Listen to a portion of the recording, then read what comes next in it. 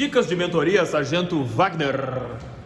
Boa noite, então, seguindo aqui, hoje nós vamos falar sobre mapa mental. O que é o mapa mental? É um conceito de um psicólogo que ele criou baseado justamente nisso. Não é à toa que nós temos dois olhos, eles estão na horizontal.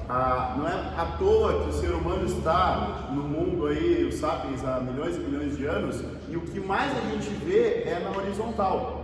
Então o que acontece? Há pouquíssimo tempo se criou uma folha retrato, se criou um smartphone que a gente utiliza ele em retrato.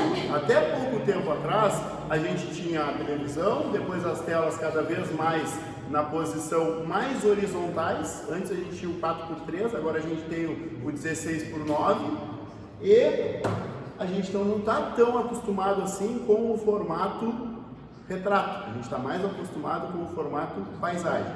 Partindo então dessa ideia do formato paisagem que facilita para a gente enxergar e também que quanto mais cores eu tiver, mais eu vou estar utilizando o meu lado direito do cérebro, que é o lado responsável por emoções, pela parte artística, e também vou estar complementando com aquilo da racionalidade do meu lado esquerdo do cérebro. Eu vou partir então, toda vez que eu for fazer um resumo, mapa mental é uma técnica utilizada para fazer um resumo. E eu vou demonstrar essa técnica para vocês aqui, baseado justamente naqueles pontos que eu já trouxe antes da nossa mentoria. Então, baseado no ponto central aqui, vou falar sobre o mapa mental. O Pomodoro eu tenho aqui, não tem muito o que dizer, 25 por 5, 25 por 5, eu poderia desenhar aqui, mas como eu não sou bom de desenho, a gente tem um tempo curto aqui, um reloginho de cozinha para eu me lembrar, o que era Pomodoro mesmo? Um reloginho de cozinha, uma frigideira, que eu tenho que me lembrar, que eu tenho que fazer um tempo de estudo, um tempo de pausa e daí por diante. Ciclo de estudos, básico do básico. E para eu não me cansar de um único, não ficar maçante, para eu não querer fugir, o que eu faço então? Pego uma coisa que eu mais gosto, depois uma coisa que eu menos gosto. Que aí depois eu sei que eu já vou pegar um outro conteúdo que eu sei um pouco mais. Aí depois eu vou pegar aquele conteúdo que eu sei um pouco menos. Então eu vou intercalando. Assim como no Pomodoro eu foco por algum tempo e depois eu relaxo para pensar no restante das minhas coisas. Eu foco de novo, depois eu relaxo. O ciclo de estudos é a mesma coisa. Eu foco no conteúdo que eu já conheço um pouco mais e depois vou para um que eu tenho que me concentrar mais para ele. Na sequência, sono, não tem como fugir disso. Embora nossas questões pessoais, profissionais, elas não deixem que a gente tenha o sono adequado, que é das 22 às 6 da manhã, eu tenho que buscar o mais próximo disso possível. Eu tenho que buscar mais próximo disso às 8 horas de sono por noite, como eu estava falando ontem. Lembrando que eu tenho a fase REM e a fase não REM. Quanto mais fases REM eu tiver, e essas fases REM estão lá próximo dos últimos horários do meu sono, lá perto das 6, perto das 7, quando eu vou acordar, então eu tenho que tentar dormir às 8 horas. Programação neurolinguística voltada para concursos públicos. Eu não posso ficar apenas na visão e na audição. Eu tenho que também, utilizando, o professor vai vir aqui, vai trazer um slide, vai falar para nós, vai dar exemplo, vai utilizar a linguagem corporal dele para não ser aquela coisa maçante. Pois é, no Código Penal, artigo tal. Não, ele vai Código Penal, artigo tal, vai dar um exemplo, vai fazer um movimento aqui. Eu tenho que também utilizar a sinestesia, utilizar o tato. E por que eu boto sinestesia e não apenas tato? Como eu botei no conceito ali, a sinestesia ela vai além, ela vai em movimento, ela vai em temperatura, ela vai em todo o restante da minha comunicação com o mundo. Então daqui a pouco, dentro daquelas matérias que eu mais gosto e que eu menos gosto, uma delas eu estou sentadinho lendo, é só leitura.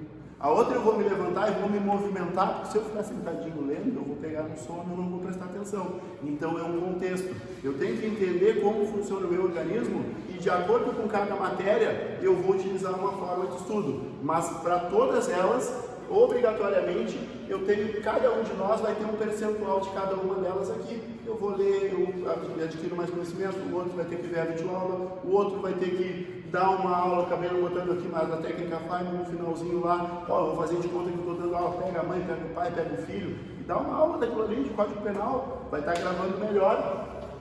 Mapas mentais então, conceito principal, paisagem, e não retrato. Eu vou fazer o meu resumo lá, eu faço ele em paisagem, eu boto desenhos, Pode ser qualquer um rabisquinho ali, como eu botei aqui. Ah, mas eu não sei desenhar. O nosso homenzinho, aqui ó, vou botar um aqui. Ah, é conceituar de maneira dele. Ah, vou botar um cabelinho aqui e vou botar a mão dele na cara dela. Enfim, do centro então, eu vou abrir e vou bifurcando.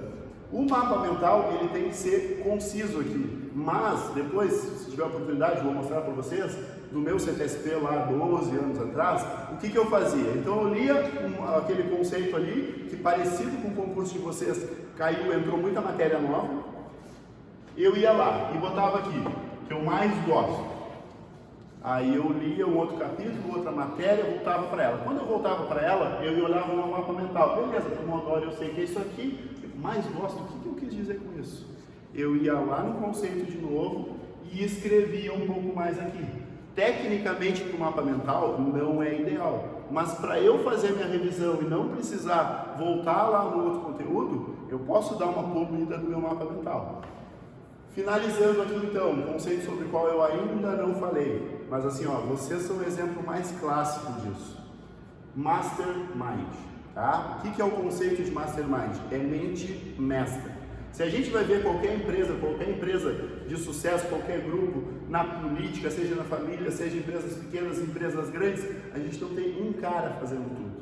A gente reúne, tá? E aqui vou falar sobre o policiamento aí, mas tem no bombeiro. Não é à toa que eu tenho P1, P2, P3, P4, comunicação social. Então o que acontece? Eu reúno um grupo de mente mestra. Como estava acontecendo agora no debate aqui na conversa, um traz uma coisa, o outro traz outra coisa, a gente junta, a gente reúne e principalmente aqui ó, Mastermind, eu preciso ter um grupo, né? Ter um grupo de uma mente mestra, são mais pessoas para formar aquela questão que se diz, a soma de 1 mais 1 não dá 2, dá 3, quando eu tenho sinergia. Rotina, todo dia 7h30, todo dia 7h30, fim de semana, como a prova está perto, vai ter 3 turnos, 2 turnos, 3 turnos. Nesse momento, a minha rotina é essa. Como eu estava falando outro dia sobre foco, sobre 15, 16 dias para a prova. Então assim, ó, o resto fica para depois.